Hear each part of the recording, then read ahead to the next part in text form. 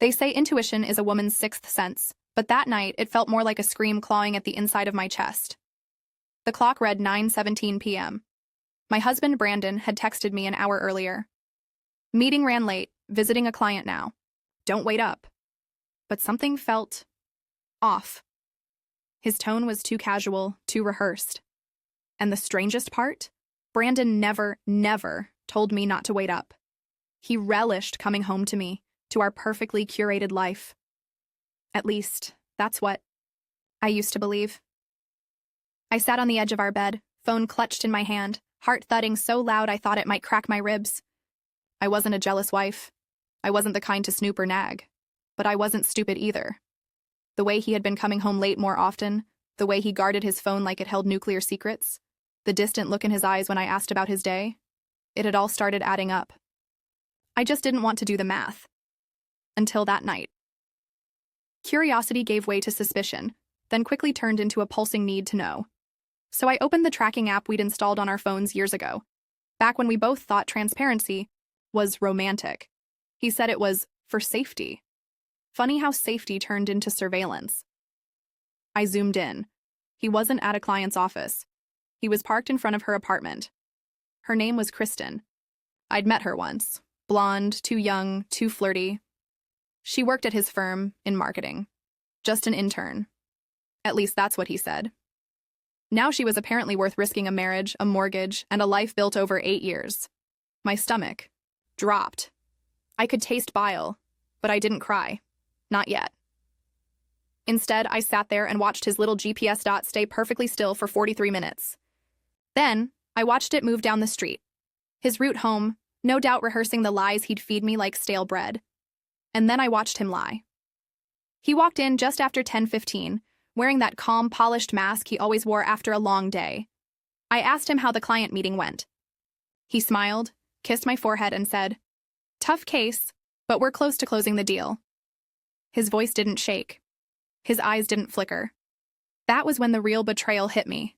Not just that he was cheating, but that he had perfected the art of lying to my face.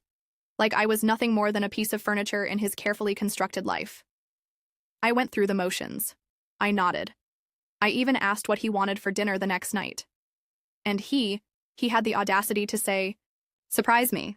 That night, as he showered, I sat in the walk-in closet, knees pulled to my chest, and let the tears fall silently. My mind spun between heartbreak and rage, sorrow and strategy. I couldn't unsee what I'd seen, but I also couldn't let this go quietly. This wasn't just a betrayal, it was war declared in whispers and shadows.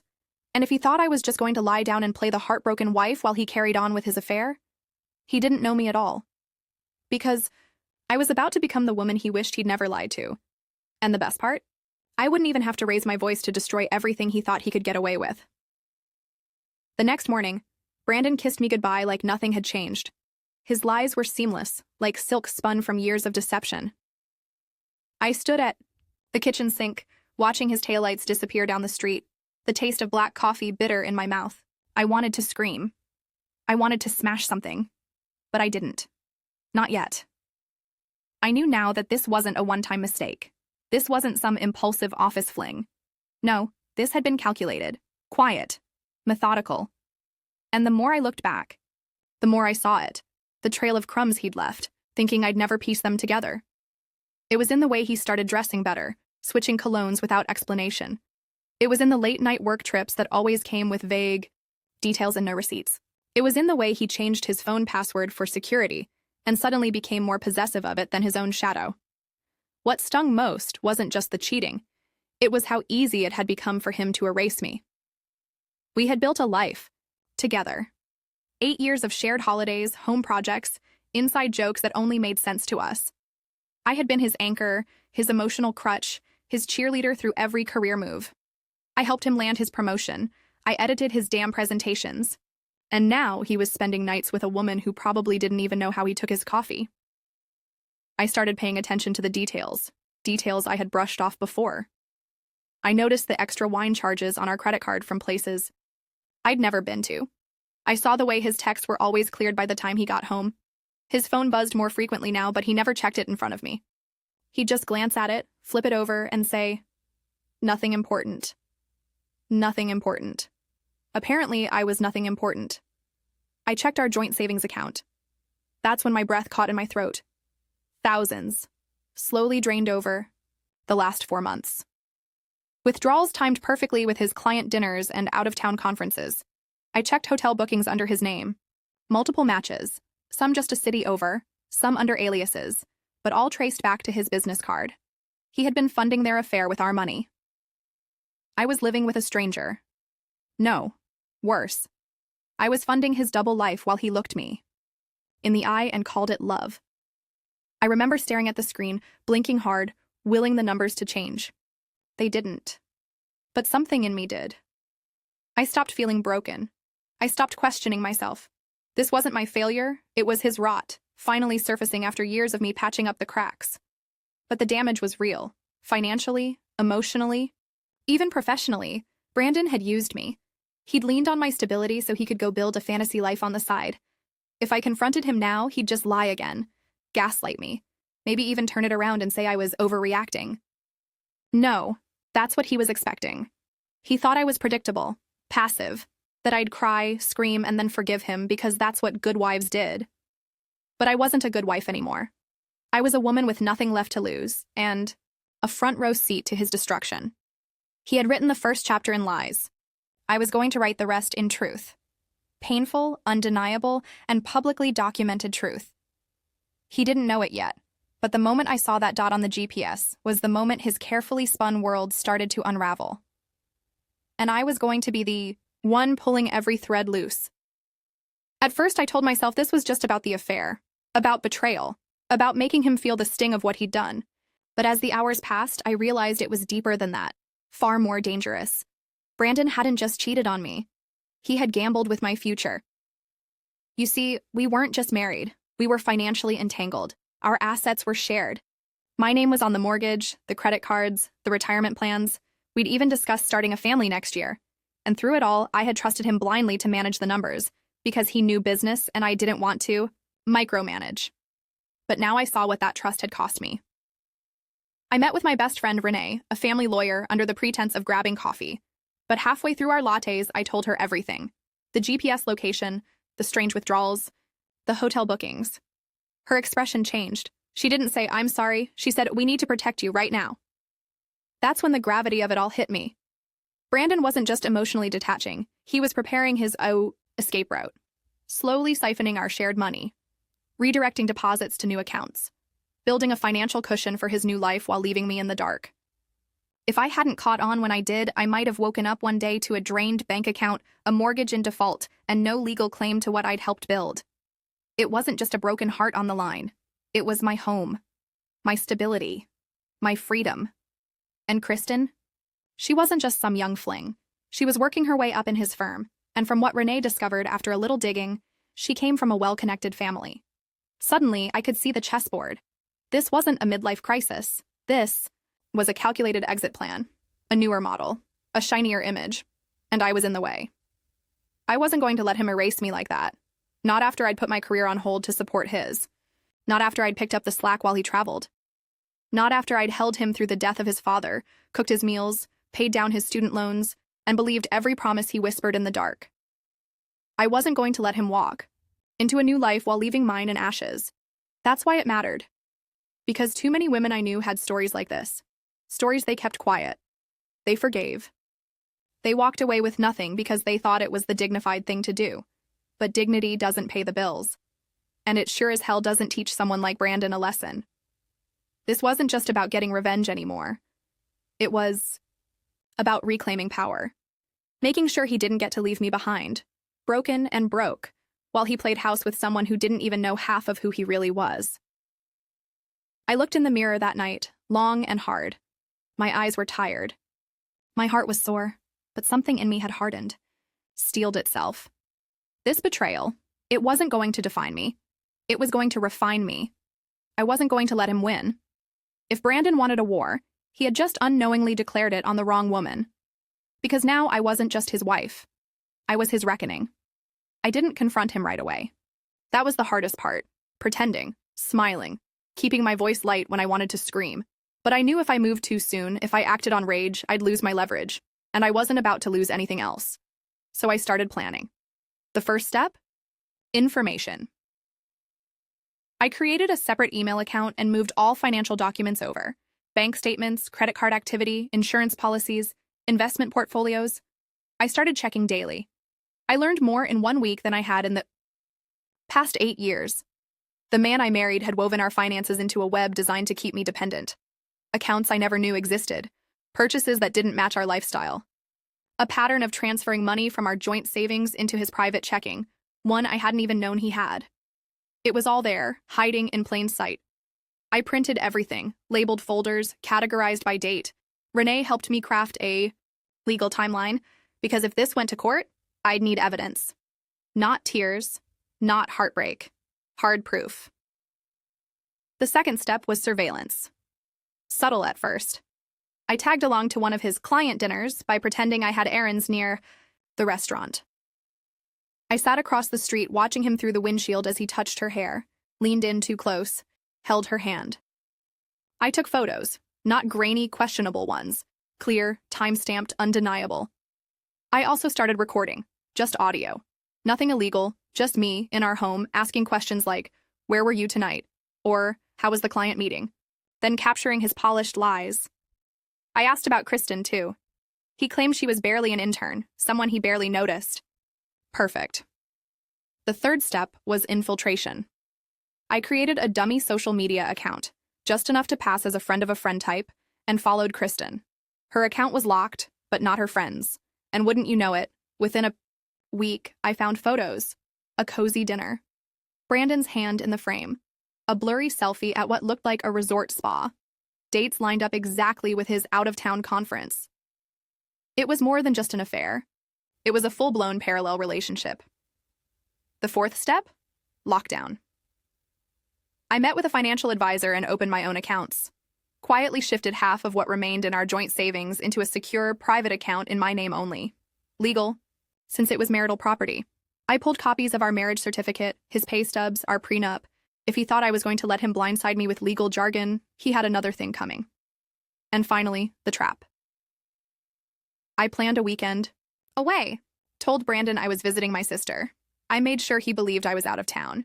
And sure enough, he brought Kristen to our home, our bed. What he didn't know was that I had left a nanny cam hidden in the bookshelf. Tiny, unobtrusive, motion activated. It captured everything. Her walking through the door, the wine, the laughter, the way he spoke to her like I never existed. That was the final piece. Now I had a full dossier. Financial fraud, adultery, proof of deception, proof of intent, and enough recordings to make any lawyer salivate. But I wasn't done. Not yet. Because Brandon's birthday was coming up, and I had the perfect gift in mind. The truth delivered. In front of all the people who thought he was a loyal husband, a brilliant businessman, a stand-up guy. I wasn't going to ruin him in private. I was going to let him destroy himself, with his own words, his own actions. All I had to do was open the curtain and let the show begin. The plan was in motion, and every day that I played the role of the oblivious, supportive wife, I was one step closer to reclaiming what was mine and dismantling what he thought he could keep hidden forever. Brandon's birthday was the perfect stage. He always made it a spectacle. Invitations to colleagues, friends, even his boss, because appearances mattered to him more than anything. This year, I leaned into that tradition.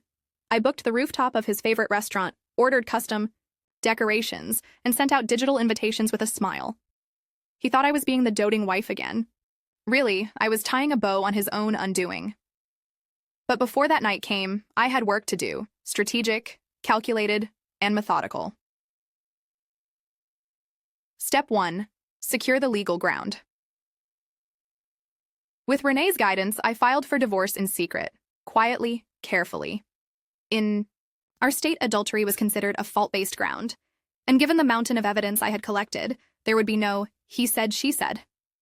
I made sure to timestamp everything: hotel receipts, the audio files, the nanny cam footage, the pictures. I also filed a temporary restraining order to freeze our joint accounts. This ensured that once Brandon was served, he couldn't drain our money and run. I wasn't just walking away. I was walking away with my dignity, my finances intact, and a legal net ready to catch every lie he'd try to spin. Step 2. Build. a backup network. I reached out to a few close friends, people who had suspected things but never said anything. Quietly, they began feeding me information. Kristen had been seen driving Brandon's car. Someone had spotted them at an out-of-town spa during what was supposed to be his solo business retreat. One of the junior employees at his firm even overheard them planning a weekend in Mexico. I documented every account, saved screenshots of texts, and built a timeline. It wasn't just about revenge, it was about presenting a version of the truth that couldn't be spun. Step 3. Set the stage. I had the nanny cam footage edited, nothing salacious, just damning enough. A clean 2-minute clip that showed him welcoming her into our home, offering her wine, and saying, "She's out of town, don't worry, this is our weekend now." I loaded it onto a USB, backed it up in the cloud, and emailed a copy to myself under a different alias. Then I wrote a letter. Not a dramatic screed, not a rant, but a calm, direct statement of fact. What he had done, how long it had gone, on how he used our money to fund it, and why I was leaving. Step 4. Public exposure, private control. The night of the birthday party, I dressed in the same red dress he'd once said made me look like I owned the room. That night, I did. The restaurant was full. His boss, co-workers, friends, even Kristen, hovering near the bar, pretending to be just a friend. Everyone toasted him, clapped for him. He was the king of the room, for one last hour. Then, I took the mic. I told him I had a special gift. I handed the USB to the DJ and nodded. The screen behind the bar came to life. It was quiet at first, just laughter, wine glasses clinking. But the second Kristen appeared in the footage, the room shifted. Conversation stopped. His smile disappeared. Then came the line. "She's out of town. Don't worry, this is our weekend now." Gasps, awkward shifting, eyes darting to him. Kristen turned white. He just stood there, frozen. I stepped down, handed him the divorce papers in front of everyone, and walked away without another word. Step 5. Aftermath. He tried calling, texting, even showed up at my door once, but it was too late. I had already spoken to his boss, who, it turned out, had a zero-tolerance policy for affairs within the firm, especially involving subordinates. Kristen was gone within the week. Brandon was asked to resign. I sold the house, kept the savings, restarted my career with a fire I didn't know I still had. Because here's the truth. Karma doesn't always come on its own. Sometimes, you have to become her. The days after the party were silent, but not peaceful. Brandon didn't call for 3 days. I imagined him scrambling, trying to control the damage, spinning lies to Kristen, to his boss, to anyone who would listen. But the narrative had already shifted. His empire of deception had collapsed under the weight of truth, and I hadn't even needed to scream. When he finally showed up at my doorstep, he looked like a ghost of the man I once loved. Tired, unshaven, the arrogance wiped clean from his face. "I just want to talk," he said, voice low, careful. He stood on the porch like a stranger, a man begging for a moment of grace. I opened the door just wide enough to look him in the eye. "Talk?" I said. "Now you want to talk?" He nodded. "I made a mistake. It wasn't supposed to go this far. I didn't think you'd find out like that." Like that. As if the public humiliation had been the problem, not the betrayal, not the months of lies, not the way he had used me like a stepping stone to someone he thought was shinier. I let him talk for exactly 3 minutes. He cried. He begged. Said Kristen had meant nothing, that he was confused, that he missed me. I listened with the stillness of someone who no longer felt anything. He tried to step inside. That's when I said it. "I'm not your home anymore. Brandon, that door? It's closed. You chose her, and then you lied to my face every single day. I don't care if she meant something or not. You meant something to me, and you threw it away." He left that day with no parting words, just silence. But I didn't feel empty. I felt whole, for the first time in months. You see, revenge isn't about destruction. It's about reclamation. I didn't ruin Brandon. He ruined himself. I just stopped protecting him from the consequences. The months that followed, I rebuilt my life, one steady step at a time. I started therapy, not to understand him, but to understand why I had stayed silent for so long. I learned to forgive myself for not seeing it sooner. I stopped blaming myself for his choices. I got my old job back, and then some. When word got out about how I handled the situation, calm, composed, meticulous, I was offered a consulting gig, helping women navigate similar financial and legal entanglements during separation. I turned my pain into purpose. The community I thought I'd lose actually rallied around me. Friends who had once been distant reached out. Women I barely knew messaged me to say thank you for being the voice they were too afraid to use. Even Renee, who'd been through her own quiet divorce years earlier, told me, "You did what most of us only dream of doing. You didn't just walk away. You walked through it with your head high and his mask in your hand." Brandon? Last I heard, he moved into a small apartment in the city. His firm's silent buyout didn't make headlines, but everyone in his circle knew why he was gone. Kristen tried to salvage her internship, but left the industry within weeks. He reached out once through email, a long apology. I read the first line and deleted it. Closure wasn't something I needed from him anymore. I had created my own. Here's the thing about betrayal. It doesn't destroy you. It exposes the parts of you that needed light. I wasn't just the wife he cheated on. I was the woman who took the blow and built something stronger from the rubble.